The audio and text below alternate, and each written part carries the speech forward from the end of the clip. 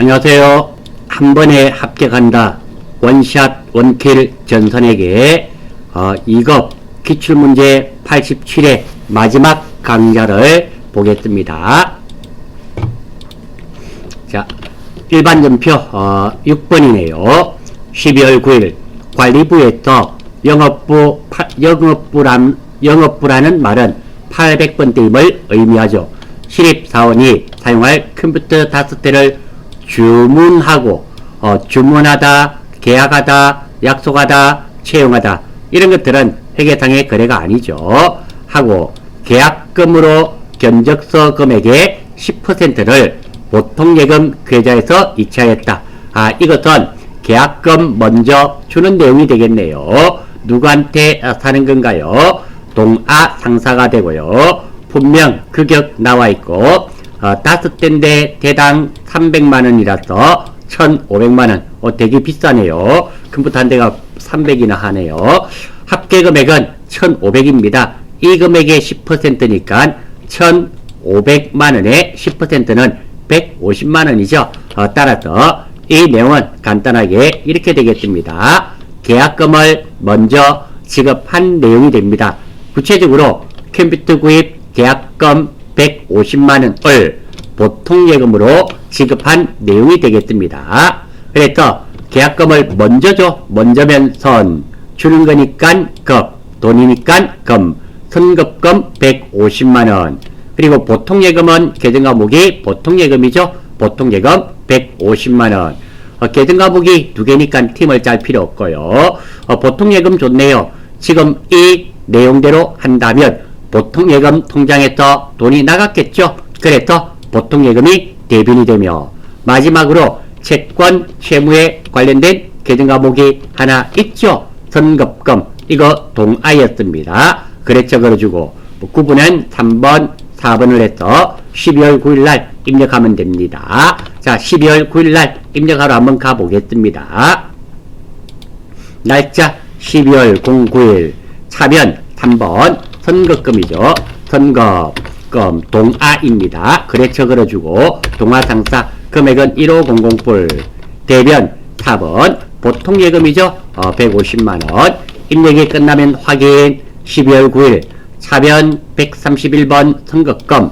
대변 보통예금. 그리고 거래처 걸려있고요. 자, 이거는 무시하면 된다 그랬죠. 그리고 150만원 150만원 예 맞고요. 동아상사 보통예금에 찜찜하시면 스페이스 한번 눌러주시고 엔터하면 없어집니다. 평범한 문제이네요. 4-7번. 자, 12월 14일 현금 시제를 확인하던 중. 그러니까 회사의 현금을 헤아려 봤다. 시제란 말은 헤아려 보다 이래 생각하시면 되겠습니다. 그러니까 현금 시제를 확인하던 중. 이렇게 하면 회사에 있는 돈을 헤아려 보던 중 실제 현금이 장부상 현금보다 만원이 적은 것을 발견하였으나 그 원인을 파악할 수 없다. 이래 되어 있네요. 자, 이 내용은 간단하게 현금이 부족한데 원인을 알 수 없는 내용입니다. 구체적으로 현금 만원 부족분의 원인을 알 수 없어 정리하는 내용입니다. 자, 그래서 현금이 이렇게 기중에 현금이 남든지 모자라든지 할 때 사용하는 계정과목이 현금 과부족이 되겠죠. 현금은 남차부대. 현금으로서 차변 대변 자리를 잡는데요. 현금이 남으면 차변에, 현금이 부족하면 현금을 대변에 적으면 됩니다. 자, 돈이 남는 경우, 현금이 남는 경우 장부의 금액을 올려야 됩니다. 장부의 금액이 올라가려면 현금이 들어온 걸로 해야 되겠죠. 차변이 그래서 현금이 됩니다. 그리고 돈이 부족한 경우, 현금이 부족한 경우 장부의 금액이 내려가야 되지 않습니까? 그래서 장부에 있는 금액이 내려가려면 현금이 나간 것으로 해야 되기 때문에 대변이 현금이 됩니다. 그래서 기중의 현금 과부족을 정리하는 것은 현금을 가지고 차변 대변 자리를 잡고요. 현금이 남으면 현금을 차변에, 그리고 현금이 부족하면 현금을 대변에 적어라. 이런 말이 됩니다. 물론 상대 계정은 현금 과부족이 됩니다. 이 내용을 아시면 충분히 알 수 있고요. 그래서 현금이 남든지 모자라든지 할 때 사용하는 계정 과목이 현금 과부죠. 그리고 현금이 되겠죠. 지금은 현금이 부족하지 않습니까? 현금이 부족한 경우는 대변에 이렇게 현금이 가야 되겠죠. 그래서 대변이 현금, 차변은 현금 과부족. 그리고 채권, 채무에 관련된 내용이 없네요. 12월 14일 입력하러 갑니다. 날짜만 바꾸면 되겠네요. 14일 차변 현금. 자, 현금. 여기서 현금하고 엔터면 현금만 나타납니다. 현금과까지 현금과 숫자를 치시면 돼요. 현금 과부죠. 금액은 10불. 대변 4번 현금 10불 됐네요. 확인. 12월 14일 차변 141번 현금 과부족. 대변 현금. 금액은 각각 만원씩. 예, 이상이 없습니다. 8번 12월 19일 영업부 사원 최지방이 12월 5일부터 12월 7일까지 부산 출장 시 지급받은 가지급금 40만원에 대하여 아래와 같이 사용하고 잔액은 현금으로 정산하다. 단 가지급금에 대한 거래처 입력은 생략한다. 그러니까 자, 최지방씨네요. 최지방씨가 출장 가면서 가지급금을 40만원 받아갔습니다. 출장비로 보니까 왕복 교통비 및 숙박비, 이거 출장 가서 다 사용되는 돈 맞죠? 여기 교통비입니다. 35만원 쓰고 5만원 돌려받았겠네요. 그래서 자, 이 내용이 나오면 자, 영업부 사원 최지방이가 언제 출장을 갔습니까? 12월 5일부터 갔지 않습니까? 그러면 가지급금 40만원은 언제 줬을까요? 12월 5일날 줬겠죠. 그래서 12월 5일날 한번 들어가 보겠습니다. 12월 05일. 자, 이게 나와 있네요. 출금, 현금이 나갔단 말이죠. 가지급금, 최지방 나와 있네요. 자, 여기 보시면 자, 이렇게 돼 있습니다. 차변이 가지급금, 대변은 현금입니다. 그러니까 이게 정산되는 거잖아요. 가지급금이 정산되어야 됩니다. 그러면 정산되려면 이게 어느 변에 와야 될까요? 대변에 와야 되겠죠. 왜? 지금 현재 차변이 가지급금이니까 정산될 때는 항상 반대편에 갑니다. 이거 알 수 있고요. 이게 아니라 하더라도 자, 한번 보겠습니다. 이 내용은 가지급금을 정산하는 내용인데요. 가지급금 40만원 중 여비교통비로 35만원 사용하고 잔액 5만원은 현금으로 받았죠. 받은 내용입니다. 그래서 자, 여기 보시면 출장 갈 때 어림잡아 계산하여 지급하는 돈을 가지급금이랍니다. 그리고 출장 갈 때 지급하는 돈 정산하지 않는 경우는 여비교통비래요. 자, 가지급금과 여비교통비의 가장 큰 차이점은 내가 돈을 지급하는 시점에서 다녀와서 정산을 하게 되면 가지급금을 선택하셔야 되고요. 출장비를 줬는데 다녀와서 정산하지 않는 경우는 여비교통비로 바로 처리하면 됩니다. 지금은 최지방이 갈 때 가지급금으로 했단 말은 다녀와서 지금처럼 정산하겠단 말이죠. 두 번째입니다. 출장 다녀와서 정산하는 경우는 이 가지급금이 없어지고 여비교통비로 대체가 되는 것입니다. 그리고 그래서 지금 한번 보시면 가지급금이 대변에 나와 있잖아요. 우리 조금 전에 봤었잖아요. 여기 한번 보십시오. 12월 5일날 들어가 봤더니 가지급금 나와 있죠. 여기 차변이 가지급금, 대변은 현금도 있습니다. 정산이 되니까 이 가지급금이 어느 변에 와야 된다? 대변에 와야 됨을 알 수 있습니다. 그래서 대변이 가지급금이고요. 이렇게 출장의 목적으로 순수하게 쓰인 돈은 여비 교통비가 되겠죠. 35만원. 그리고 5만원은 현금 받았죠. 팀 짜고 이 내용대로 한다면 현금이 들어왔기 때문에 차변 이렇게 하셔도 무방합니다. 그리고 가지급금에는 지금은 단 가지급금에 대한 거래처 입력은 생략한다. 최지방을 적지 마란 말입니다. 이렇게 적지 마라 했을 때는 적지 마시고 적으시면 안 되고요. 그리고 이런 말이 없었다 가정을 해요. 가지급금에 대한 거래처 입력은 생략한다. 이런 말이 없었을 경우는 적어 주시는 것을, 거래처를 걸어 주시는 것을 원칙으로 하시면 됩니다. 마지막으로 하나 더 있습니다. 자, 이 내용을 잘 보십시오. 지금 35만원이 순수하게 여비 교통비란 말은 여비, 먹고 자고 하는데 드는 돈이 여비고요. 교통비는 차비가 되겠죠. 그러니까 교통비, 차비, 숙박비, 여비가 됩니다. 그래서 이거 둘 다가 35만원은 여비 교통비가 맞습니다. 하지만 여기에 예를 들어서 거래처 직원 식사비 만원이 있었다 쳐요. 그럼 이 만원은 여비 교통비로 하셔서는 안 됩니다. 거래처 식사를 사준 것은 출장 가서 거래처 직원 선물을 사준다든지 식사 사주는 것은 접대비로 따로 표시가 돼야 됩니다. 그거 하나 체크하시고 넘어가실 수 있도록 하십시오. 자, 12월 19일 날 입력하러 갑니다. 12월 19일 날 차변 3번 여비 교통비죠. 800번대 812번 얼마? 3550꿀. 또 차변 3번 현금이네요. 현금 5만원입니다. 그리고 대변 4번 가지급금 40만원. 예, 문제없네요. 날짜 확인하러 갑니다. 12월 19일 여비교통비 현금 차변 맞고요. 가지급금 거래처 걸지 말아서 안 걸었고요. 그리고 차변 대변 각각 금액은 예, 맞네요. 별 문제 없습니다. 자, 이름으로써 일반전표 입력은 끝내고요. 5번 문제 수정하는 문제 한번 보겠습니다. 일단 11월 30일이 틀렸다 그러네요. 한번 볼게요. 날짜부터 11월 30일 갔더니 한번 보겠습니다. 자, 차변의 외상매입금 현상사네요. 보통예금으로 줬네요. 이것만 봤더는 보통예금으로 외상매입금을 보통예금으로 갚아줬는데요. 100만원을 갚아줬네요. 이게 틀렸단 말이죠. 한번 볼게요.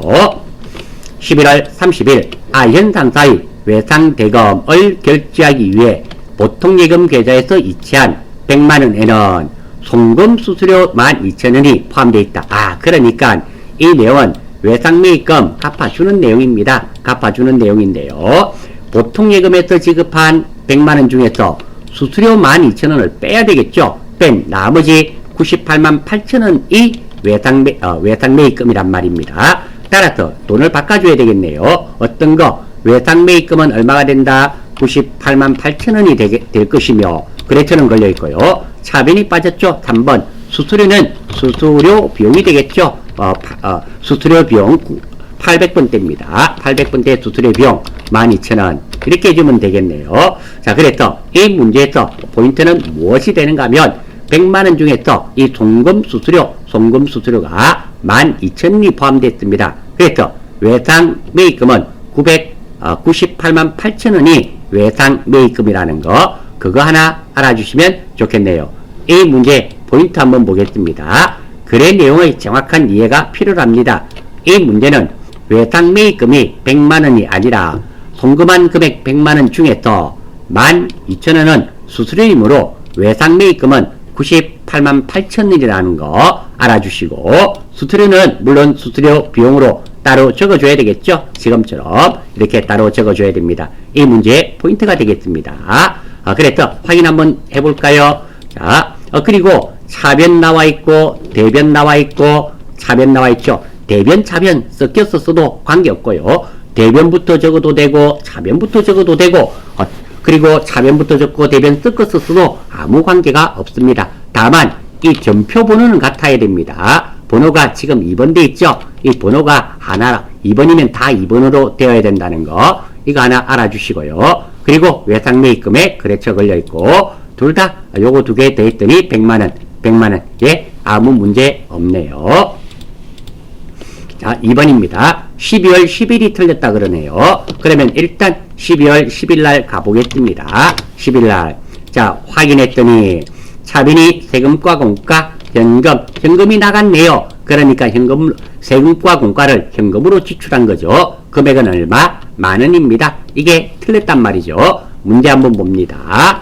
12월 10일 직원 급여 지급 시 징수한 소득세. 이 소득세는 급여 지급 시 징수했으니까 소득세는 직원이 내는 겁니다. 회사가 납부하는 세금이 아니죠. 직원이 내야 될 세금을 급여 주면서 내가 원천 징수한 겁니다. 만원을 현금으로 납부하고 세금과 공과로 처리했다. 예, 이거 세금과 공과로 하면 안 됩니다. 이 내용은 급여 지급 시 징수한 소득세를 납부한 내용입니다. 급여 지급 시 징수한 여기서 징수했단 말은 원천 징수죠. 강제로 뗐단 말입니다. 금액 100만원을 현금으로 납부한 내용입니다. 현금은 현금이니까 별 문제 없고요. 자, 이 차변이 문제죠. 자, 원천징수라는 개념이 나오면요, 돈을 지급하는 내용 플러스 원천징수는 예수금이 되고요, 돈을 받으면서 내가 원천징수를 당하는 경우도 있습니다. 그런 경우는 선납세금인데, 선납세금은 자산입니다. 그래서 이 선납세금의 예를 한번 보겠습니다. 자, 우리가 이자 같은 걸 은행에 돈을 넣어두면 이자를 받습니다. 그러면 이자 받을 때, 이자가 100만원이 발생이 되면은 이 100만원을 다 받느냐? 아니라는 겁니다. 이자 소득세 14%, 그리고 그 14%의 10%, 그러니까 1.4%가 되겠죠. 지방소득세의 10% 해서 원천징수 당하고 납부합니다. 요거는 소득세법에 가셔서 공부하시면 되는데요. 어쨌든 이자가 100만원이 발생이 되면 100만원 다 주는 것이 아니라 지금은 15만 4천원입니다. 구체적으로 이 돈은 기억하실 필요 없어요. 이만큼 떼고 나머지 84만 6천원을 받게 됩니다. 이렇게 내가 또 이자 같은 거 받으면서 강제로 이렇게 15만 4천원이 떼여요. 이 돈이 선납세금, 돈을 받는 내용 플러스 원천징수가 되겠죠. 그리고 선납세금일 때는 주로 자산으로 한다 이런 말이 주로 주어집니다. 주어지지 않는다 하더라도 선납세금이 맞기는 맞고요. 아무튼 지금은 급여 지급 시 원천징수 했잖아요. 그러니까 돈을 지급하는 내용 플러스 원천징수니까 이것은 예수금이 되어야 된다. 무엇이? 세금과 공과가 예수금으로 바뀌어줘야 되겠네요. 그래서 계정과목만 바꾸면 됩니다. 이거 예수금 이렇게 계정과목만 바꿔주시면 되겠네요. 확인. 고친 것만 확인하겠습니다. 예수금 별 문제 없죠? 예, 간단하네요. 아무튼 이 문제는 출제자가 원천징수 회계 처리가 가능한가, 이거 즉 예수금과 선납세금에 대한 구분이 가능한가, 이거 물어본 문제입니다. 자, 결산 문제죠. 결산입니다. 영업부에서 소모품 피로 계상된, 자, 여기서 소모품 피로 계상된이란 말에는 의미가 있습니다.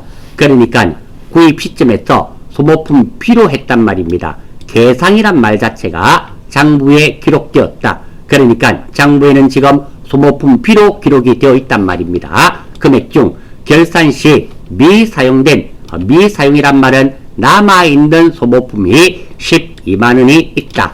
자, 결산 문제에서 소모품은 구입 시점에서 소모품 자산으로 했는지 소모품 비용으로 했는지가 제일 중요합니다. 지금은 소모품 비로 했습니다. 구입 시 비용으로, 왜? 소모품 비로 계상됐다 그러잖아요.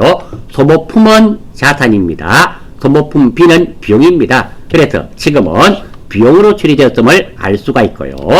비용으로 처리된 경우는 미사용액만큼 자산을 증가시킵니다. 즉 미사용액이란 말은 남은 만큼 자산을 증가시킵니다. 그래서 소모품이 자산입니다. 자산이 증가되려면 어디에? 차변에 적혀야 돼요. 그래서 지금은 소모품 비용으로 했습니다. 그래서 남은 만큼 소모품이 됩니다. 소모품 12만원. 상대 계정은 항상 소모품 B가 됩니다. 돈은 물론 12만원이 되고요. 그리고 만약에 구입 시 자산, 소모품으로 구입을 했었더라면 사용액만큼 자산을 감소시킵니다.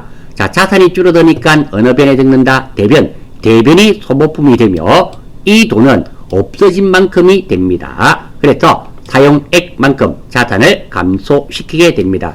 그래서 이 문제를 풀기 위해서는 이 내용이죠. 이 내용만 정확하게 알고 계시면 충분히 맞추실 수 있고요. 이 내용은 우리가 전산회계 2급, FAT 2급 결산 관계에서 여러 개를 다루어 보았던 그런 문제가 되며, 이 문제는 전산회계 1급 전산 세무에도 출제되는 그런 문제니까 혹시 놓치셨다면 꼭 좀 익혀주시기를 바랍니다.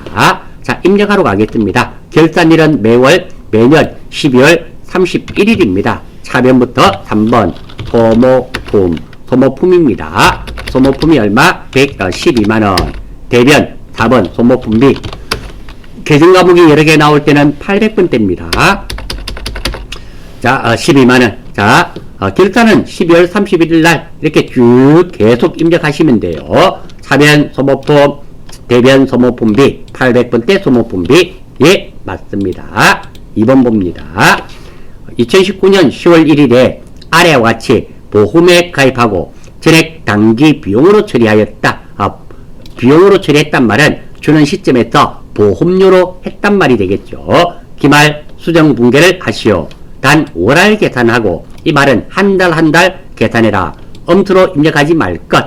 자, 보험료 납입 금액은 연 60만원이고 적용기간은 10월부터 9월 30일까지 1년분이네요. 자, 그러면 한번 봅니다. 날짜 적습니다. 10월 1일 요거 보고 그대로 적었고요. 9월 30일 그대로 적었습니다. 적었고, 그리고 오늘은 결산일은 무조건 12월 31일이 되겠죠. 12월 31일입니다. 그리고 금액은 얼마다? 60만원. 그러면 나누기 월할 계산이니까 한 달에 12로 나누면 한 달에 5만원이네요. 5만원. 자, 그러면 돈을 한번 쪼개보겠습니다. 돈을 적으실 때는 항상 여기입니다. 구면은 9달입니다. 날짜는 필요 없습니다. 5945. 그래서 45만원이고요. 그러면 60만원에서 45만원 빼니까 왼쪽 돈은 15만원입니다. 자, 두 번째입니다. 이 문제를 풀이하는 길은 두 가지가 있는데요. 자산부채법이 있습니다. 자, 주는 시점에서 지금 보험료 비용입니다. 비용으로 했을 때는, 비용이나 수익일 때는 뒤에 돈을 가지고 하는 겁니다. 이 주는 시점에 계정과목이 자산이나 부채면 앞에 돈입니다. 이렇게 외우셔도 좋고요. 저는 그렇게 하지 않습니다. 어떻게 하는가 하면 일단 보험료 비용으로 했습니다. 일단 이 보험료는 주는 내용이죠. 보험료 지급한 내용입니다. 먼저 줬는지 못 줬는지 생각합니다. 항상 12월 31일을 기점으로 해서 요날 줬으면 앞에 있으니까 먼저 준 거고요. 요거 9월 30일 날 줄 것이면 나중에 줄 것이니까 오늘을 기점으로 못 준 게 됩니다. 지금 문제에서 10월 1일에 지급했다 그랬잖아요. 그래서 보험료 먼저 준 내용이 됩니다. 얼마 먼저 줬는지 한번 찾아보겠습니다. 자, 10월 1일 날은 10월 1일부터 9월 30일까지를 먼저 줬으니까 60만원을 먼저 준 겁니다. 하지만 오늘은 몇 월 며칠입니까? 12월 31일입니다. 12월 31일부터 9월 30일까지 여기까지 먼저 준 내용 아닙니까? 그러면 여기 45만원이죠. 요거 오타입니다. 죄송합니다. 45만원을 먼저 준 내용이 되겠죠. 자, 이게 필요합니다. 자, 보험료 45만원을 먼저 줬고요. 자, 보험료는 보험료고요. 우리가 만들어내야 되는 계정과목입니다. 자, 먼저 순서대로 할 겁니다. 제가 번호 적어놨잖아요. 1번, 2번, 3번, 4번 자리 적어놨습니다. 1번 먼저 이 칸 두 자 적습니다. 이 칸은 주는 내용이면 비용, 받는 내용이면 수익을 적으면 됩니다. 그거의 답은 우리가 찾아놨습니다. 여기에 줬잖아요. 주는 내용이니까 뭐라고 적을까요? 비용. 그래서 비용을 적었습니다. 2번. 자, 이 칸입니다. 이 칸은 먼저면 선, 못이면 미입니다. 지금은 먼저 줬잖아요. 먼저니까 뭐? 선. 자, 마지막 칸 가운데 겁니다. 주는 내용이면 급, 받는 내용이면 수입니다. 지금 주는 내용이잖아요. 그러니까 급. 그래서 만들어지는 계정과목은 선급 비용이 되고요. 자, 선급 비용인데 만들어진 계정과목이 자산이면 차변, 부채이면 대변이 적습니다. 선급 비용은 자산입니다. 제가 여기에 만들어지는 계정과목 4개를 다 적어두었습니다. 선수수익은 부채고요. 선급 비용은 자산입니다. 미수수익은 자산이고 미지급 비용은 부채입니다. 선급 비용이 자산이면 어느 변? 차변. 차변이 선급 비용이 되고요. 반대편에는 뭐? 보험료 있는 거 있죠? 보험료 적어주시면 됩니다. 물론 돈은 45만원, 요거 45만원이 되겠죠? 이렇게 하시면 끝이 나고요. 자, 이 문제가 전산회계 2급에 뜨는 조금 결산 문제치고는 조금 어려운 문제입니다.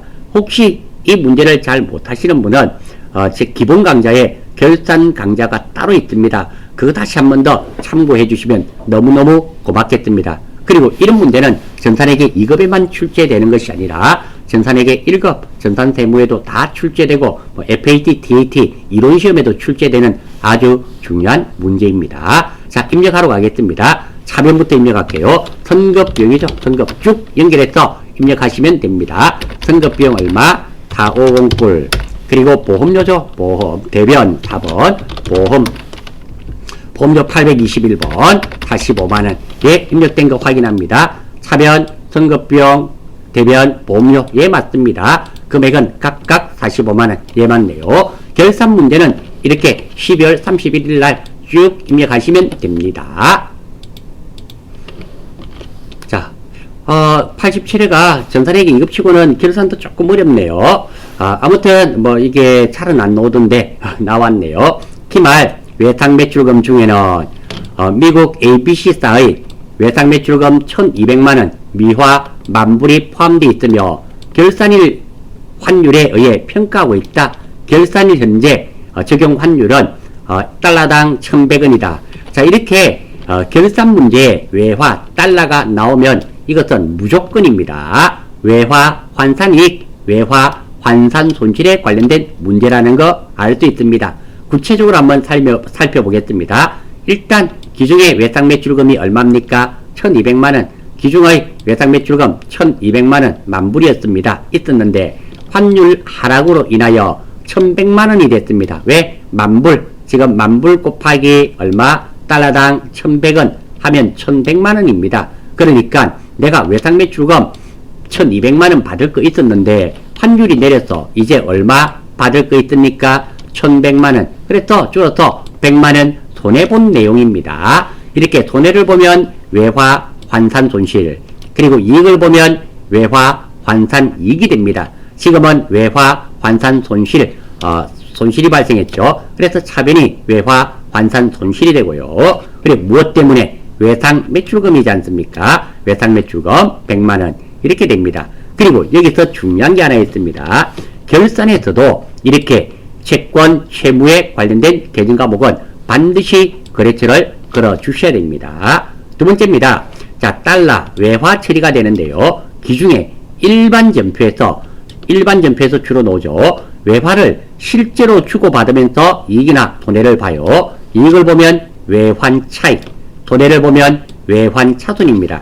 그래서 일반 전표에서는 외환 차익, 외환 차손이 나오고요. 결산에서 달러가 나오면 외화 환산 이익, 외화 환산 손실. 이는 외화 환산 이익과 외화 환산 손실이 일반 전표에 나오는 경우는 거의 없다고 생각하시면 됩니다. 왜냐하면 외화 환산 이익, 외화 환산 손실은 평가성 계정이기 때문입니다. 참고하실 수 있도록 하고 이것도 입력하러 갑니다. 자, 12월 31일 됐고요. 차변 3번 외화 환산 손실 금액은 얼마? 1뿔뿔. 대변 4번 외상 매출금이죠. 외상 매출금 미국이네요. 미국 ABC 나옵니다. 100만원. 예, 확인. 차변 외화 환산 손실, 대변 외상 매출금. 외상 매출금에는 이렇게 거래처 걸어줘야 됩니다. 만약에 이 거래처를 안 걸면 전산회계 2급에서는 1점 감점, 그리고 전산회계 1급 이상부터는 0점 처리됩니다. 금액도 각각 100만원. 예, 아무 문제 없습니다. 자, 결산 마지막 문제네요. 회사는 외상 매출금과 바드름, 즉 매출 채권이죠. 기말 잔액에 대하여 1%의 대손 충당금을 보충법으로 설정한다. 자, 보충법이란 말은 부족한 부분을 채워 넣는단 말입니다. 자, 방법이 두 가지가 있는데요. 각각의 방법 2도 좀 알아주시면 좋겠습니다. 저는 이게 예전에는 수동 결산밖에 되질 않았습니다. 하지만 이 프로그램이 86회 때부터인가 업데이트 되면서 전산회계 2급에도 자동 결산이 되네요. 그래서 자동 결산도 한번 보겠습니다. 저는 사실 전산회계 1급 이상부터는 자동 결산을 하거든요. 그래서 방법 각각 두 가지를 하는데요. 급하신 분은 하나만 기억하시면 되고 아니라면 두 가지 방법 다 알아주시는 것을 권장합니다. 자, 먼저 대손 충당금 설정하는 방법입니다. 첫 번째, 실기 화면의 합계 잔액산표 12월을 선택합니다. 한번 들어가 보겠습니다. 자, 여기 보시면 합계 잔액산표 있죠? 12월입니다. 자, 12월 31일 엔터 들어왔습니다. 여기에서 외상 매출금 차변 잔액의 1%를 구합니다. 자, 그러니까 여기에 보시면 외상 매출금 있죠? 여기 한번 보겠습니다. 자, 이게 외상 매출금 차변입니다. 잔액 이 금액입니다. 이 금액 곱하기 1% 0.01을 하면 됩니다. 하면 했더니 제가 계산도 미리 해두었습니다. 60만 4,500원이 됩니다. 그리고 외상 매출금 아래에 대손 충당금 대변 잔액을 2번에서 구한 금액에서 뺍니다. 그러니까 요 돈 빼기 아래쪽에 있는 대손 충당금이 있지 않습니까? 외상 매출금에 대한 대손 충당금 밑에 있죠. 물론 없으면 안 빼면 됩니다. 있는데 자 어떤 돈? 이 돈이 아니라 어떤 돈? 요 돈입니다. 잔액 55,000원입니다. 빼란 말입니다. 뺐더니 그 금액이 얼마다? 549,000원. 이게 외상 매출금에 대한 대손 충당금이 됩니다. 이렇게 되고요. 받을 음도 똑같은 방법입니다. 자, 받을 음 4번입니다. 이게 보면 받을 음 있죠? 이 돈 차변 5천만원에 1%, 그럼 50만원 되겠죠? 받을 음의 차변 잔액 1% 50만원을 구하고, 똑같이 받을 아래에 보면 대손 충당금이 있습니다. 이 돈을 빼면 됩니다. 가지고 있는 돈이니까 38,000원을 빼요. 빼면은 그 금액이 462,000원이 됩니다. 이게 받을 음에 대한 대손 충당금입니다. 차변은 물론 대손 삼각비로 정리돼야 되겠죠. 이런 방법이 하나 있습니다. 이 방법을 이용해서 언제 일반전표 12월 31일 날 차변 대변에서 입력하시면 됩니다. 이런 방법이 하나 있고요. 저는 후자의 방법을 선택하겠습니다. 빠져나와서 두 번째 방법. 저는 이 방법을 좀 권장합니다. 왜? 편하기 때문에. 그리고 내가 일반전표가 틀렸다 하더라도 자, 이 방법만 맞게 입력이 되시면 이것은 맞다 쳐줍니다. 그러니까 각각 채점이 됩니다. 앞에 분계가 틀려서 외상 매출금이 틀리면 당연히 결과값도 다를 수밖에 없겠죠. 하지만 틀린 것을 가지고 정답으로 채점이 된단 말입니다. 본인의 데이터를 가지고 채점하고 각각 채점합니다. 자, 먼저 자동결산입니다. 자, 자동결산은 결산재무제표에 결산자료 입력 메뉴를 선택합니다. 한번 들어가 보겠습니다. 자, 여기 보시면 결산재무제표에 결산자료 입력이 있습니다. 이거 선택해 달란 말입니다. 하시고 들어왔습니다. 두 번째, 자, 꼭 몇 월부터 몇 월? 1월부터 12월을 입력합니다. 한번 봅니다. 여기가 01월부터 12월. 자, 이렇게 입력해 주시면 됩니다. 크게 문제 없죠? 다음. 자, 여기 봅니다. 세 번째, 매출원가 및 경비 선택 화면에서 화면 하단에 자동 설정 탭을 선택한 후 확인을 누릅니다. 자, 이게 무슨 말이냐면 이 화면이 나타납니다. 여기에 매출원가 및 경비 선택 화면이 나타나는데요. 요거 우리가 아무거나 선택하지 마시고 아래쪽에 보시면 이게 자동 설정이라고 있죠. 요거 해주면 자기가 알아서 찾아줍니다. 요거 눌리고, 그리고 요런 게 나타나면 얘를 눌러달라, 얘를 눌러달라 이런 말입니다. 얘 눌러주시고, 그리고 확인. 자, 지금 우리가 어디까지 됐는가 하면, 자, 여기까지 되었습니다. 확인 탭까지 눌렀습니다. 자, 화면 상단에 F8 대손 삼각 탭을 누릅니다. 자, 여기 보시면 화면 상단에 대손 삼각이라고 있습니다. 이 탭을 눌러달란 말입니다. 지금은 복잡해 보이지만 몇 번만 해보시면 더 쉽습니다. 눌러주시고 실수도 없고요. 자, 여기서 네 가지를 조정해야 됩니다. 이 창에서 네 가지인데요. 순서대로 꼭 하셔야 됩니다. 자, 지금 우리가 어디까지 되었는가 하면은, 자, 5번까지 했습니다. 했고요. 6번, 대손삼각 화면에서 세로 불러오기 탭을 누릅니다. 자, 여기 보시면 하단에 세로 불러오기 순서 중요합니다. 꼭 순서대로 하셔야 돼요. 이건 눌러야지 데이터가 반영이 됩니다. 불러오기 하시고, 다음 두 번째, 자, 세로 불러오기 탭 6번까지 했습니다. 눌렀고, 그리고 7번, 대손삼각 화면에서 상단에 대손율을 1%로 바꿉니다. 왜? 이게 1%이기 때문입니다. 이게 2%면 당연히 이것도 2% 바꿔줘야 됩니다. 자, 지금 한번 봅니다. 이게 보시면 대손율 1% 되어 있죠? 되어 있기 때문에 바꿀 필요 없습니다. 만약에 2%로 바꿔야 되면 2로 바꿔주시면 됩니다. 다음 됐고요. 자, 외상 매출금과 받을 음에 대한 매출 채권의 대손 충당금을 설정할 거기 때문에 금액만 남겨두고 나머지는 0으로 바꿔줍니다. 그러니까 이게 보시면 외상 매출금과 받을 음 돈만 남겨두시고 나머지는 다 0으로 바꿔란 말입니다. 한번 볼게요. 오른쪽에 가셔서 0 엔터 0 엔터 0 엔터 이렇게 해란 말입니다. 여기 보시면 이렇게 외상 매출금과 받을 음 있죠? 요거 남겨놓고 이렇게 하면 보십시오. 자동으로 금액이 구해지지 않습니까? 저는 그래서 자동 결산이랍니다. 물론 자동 결산에는 이것 말고 다른 것도 있습니다. 있는데 일단 있는 것부터 하겠습니다. 자, 됐고 다음 마지막으로 결산 반영이죠. 자, 우리가 어디까지 됐는가 하면 8번까지 했습니다. 0으로 다 바꿔줬고 9번 대손삼각 화면에서 하단에 결산 반영 탭을 눌립니다.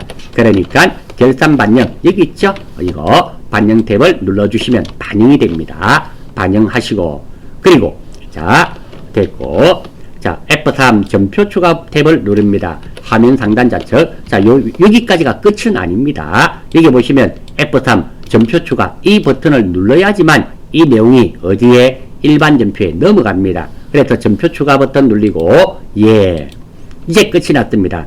끝이 나고 확인을 꼭 하셔야 됩니다. 자 여기 보시면 일반 점표 12월 31일에 가서 값이 넘어왔는지 확인하고 끝이 납니다. 한번 보겠습니다. 자 일반 점표 몇 월 며칠 12월 31일입니다. 12월 31일 했을 때 여기 보시면 이렇게 결차 결대하면서 이런 값이 넘어왔습니다. 물론 이 금액도 실제로 우리가 구했던 금액과 동일합니다. 이렇게 자동으로 계산해 준다고 자동 결산이라 합니다. 그래서 무엇을 확인하는가 하면 이렇게 결차 결대 이런 게 있는지 확인만 하시면 됩니다. 뭐 금액까지 사실은 확인하실 필요는 없다 이래 됩니다. 이것이 자동 결산입니다. 자 다시 한 번 더 빠르게 한번 진행해 볼까요? 결산 자료 입력 갑니다. 01월부터 12월 선택합니다. 요거는 한번 해서 나왔습니다. 자동 반영하고 어디에서 첫 번째 요 위쪽에 보시면 대손 삼각 있죠? 눌러주시고 아니요 필요 없습니다. 자 한번 했기 때문에 이런 메시지가 나타나요. 4개 순서대로입니다. 어떻게? 요게 1번 그 다음에 대손율 바꾸는 게 2번 그리고 요 나머지 금액들 없애는 게 3번 그리고 요거 결산 반영하는 게 4번 이 순서대로 하셔야 됩니다. 자 세로 블록이 됐고 대손율 맞으니까 됐고 다음 외상 매출금과 받으러만 남겨놓고 0으로 바꿉니다.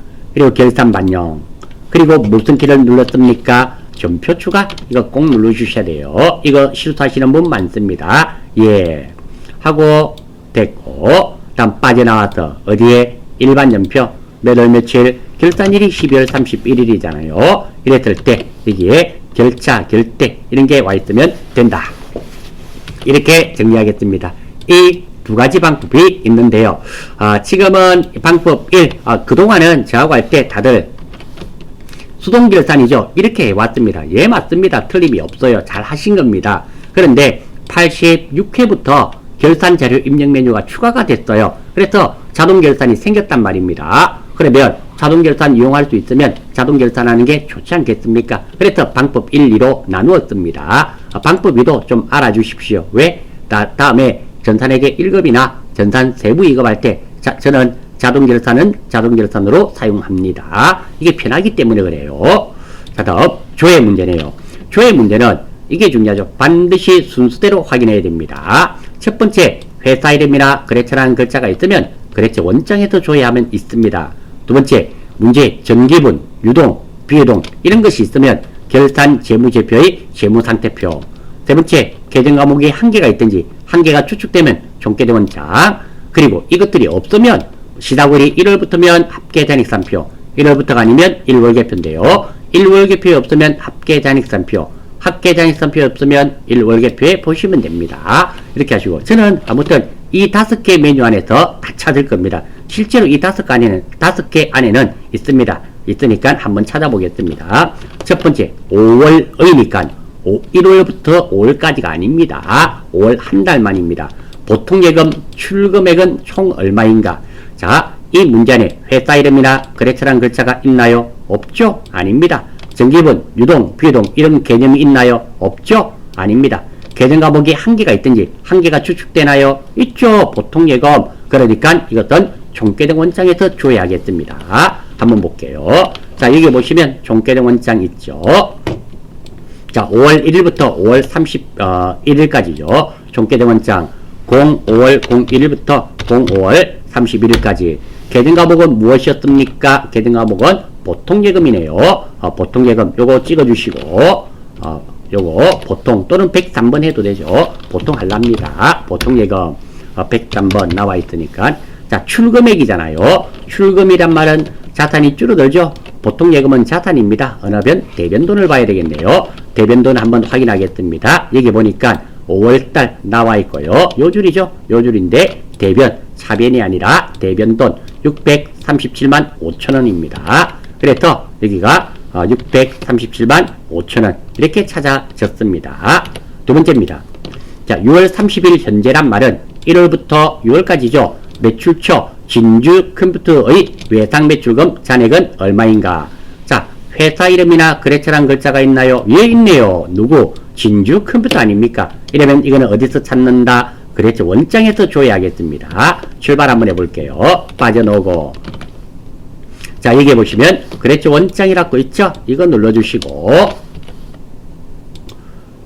자, 6월 30일 현재니까 1월부터입니다. 현재는 01월 01일부터 06월 30일까지고 계정 과목은 무엇이었습니까? 외상 매출금 찾으시고 거래처는 진주죠. 찍고 진주 컴퓨터, 진주 상점입니까? 진주 컴퓨터인가? 다시 한번 해볼게요. 진주 컴퓨터네요. 코드가 206이네요. 엔터. 자, 찾았습니다. 이 중에서 우리가 찾아야 되는 것은 외상 매출금 잔액을 찾으면 됩니다. 잔액. 자, 여기 한번 볼까요? 여기 보시면 외상 매출금 맞고 차변 대변 잔액이 있습니다. 잔액은 1,500만원이네요. 그래서 거래처 원장을 조회를 했고 1,500만원 이렇게 찾으시면 됩니다. 이 문제에서는 6월 1일부터 6월 30일까지가 아니라 6월 30일 현재란 말은 1월부터 6월까지라는 거 알아주십시오. 자, 3번입니다. 3월 중 현금으로 지급한 판매비와 관리비 중 복리후생비는 얼마인가? 자, 이 문제 3월 중이란 말은 3월 한 달만을 말하고, 자, 이거를 보고 선생님 이거 계정 과목이 하나 있네요. 복리후생비 있네요. 이거 총계정 원장에서 찾으면 안 됩니까? 안 됩니다.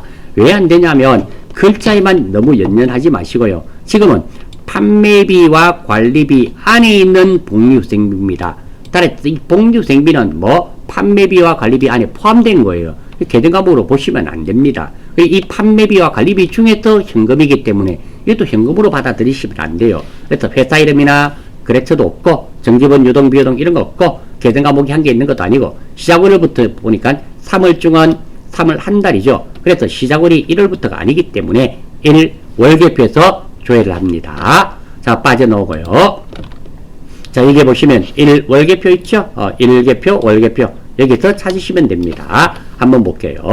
자, 3월이니까 03월 1계표 말고 월계표로 할까요? 여기 보시면 1계표, 이건 하루하루 된 거고요. 지금은 월계표 보는 게 더 좋겠네요.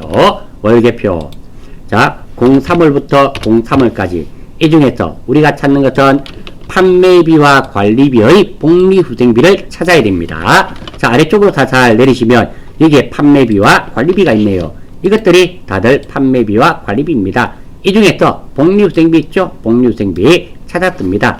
자, 복리후생비 찍고요. 자, 이 중에서 자, 지출됐는데 요 중에서 현금으로 지출된 금액이네요. 위쪽에 가시면 개고요, 개체고요, 현금이니까 이것들이 아니라 현금줄입니다. 현금줄. 즉 다시 말해서 이 돈이 되겠네요. 즉 판매비와 관리비의 복리후생비의 55만 6,300원과 여기에 보시면 현금이 만나는 거 있죠? 현금이 만나는 이 줄, 이것이 55만 얼마입니까? 6,300원. 이것이 정답이 되겠습니다. 자, 정답 확인 한번 해볼게요. 정답은 1 월계표 조회를 하고 55만 6,300원이 정답이 됩니다. 이렇게 조회 문제는 정답을 다 찾고 나셔서 어디에서 실기 화면의 이론 문제 답안 작성 있죠? 여기에 객관식 답안과 그리고 조회 문제 답안을 입력하면 됩니다. 여기에서 세 번째니까 세 번째만 한번 입력해 보겠습니다. 세 번째 금액이 556300, 여기에 556300 이런 식으로 입력하시면 됩니다. 그리고 다 객관식까지 다 체킹하시고 확인하신 다음 그리고 답안 저장 요거 누르시고 그리고 제출하시면 됩니다. 시험지는 가져가시면 되고 가져오시면 되고 USB가 답안지입니다. 문제지 내시면 안 됩니다. USB 내고 그리고 문제지는 가져오시면 당일 저녁에 한 7시 근처에 가답안이 발표나면 확인이 가능합니다. 자, 이름으로써 전산회계 2급 기출문제 87회 풀이를 마무리하겠습니다. 수고 많이 하셨고요. 열공하신 여러분들에게 항상 엄지 척 올리면서 원샷 원킬 전산에게는 여러분의 합격을 항상 응원합니다. 수고하셨습니다.